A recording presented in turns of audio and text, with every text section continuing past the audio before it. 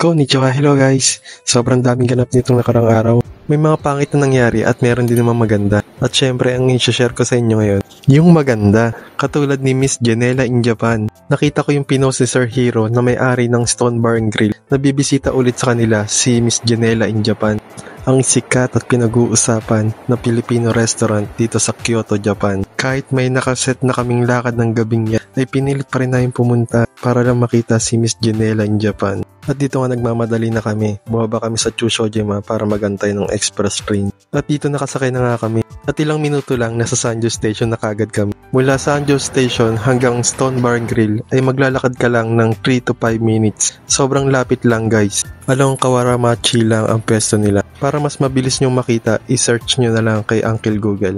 At nakarating na nga kami dito sa Stone Bar and Grill. Sa part na to, kinakabahan at nahihiya kami pumasok.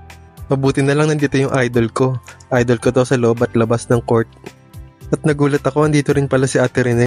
Mabait na ate sa amin yan. Tapos nga, hindi na kami nagsayang ng oras. Dahil ang daming masasarap na pagkain.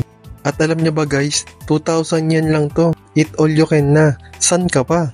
Sabi ko nga sa kapatid ko, hindi kaya sila lugi dito? Kasi sa iba, 5,000 yen ang eat all you can. Grabe, parang nasa Pilipinas nga lang yung pakiramdam ko nito. Sobrang good vibes ng lugar. Grabe, ang daming masasarap na pagpipilian. After namin dito, mamaya may kainan at inuman din kami pupuntahan.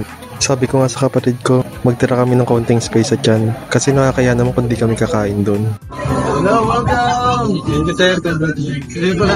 Welcome to Japan. Stone Bar and Grill. Maraming salamat po. Arigato po.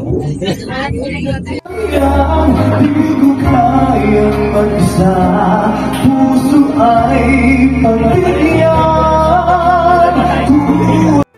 Siya si Sir Bernard Palad, Nodojiman Champion, Philippine All-Star dito sa Japan. Sa part na to, kailangan namin umalis dahil malilate kami sa pupuntahan namin. At dito, grabe ang kaba ko. Sobrang ganda niya guys. Napakasimple at humble, kahit sa kabila ng mga success na natatanggap niya.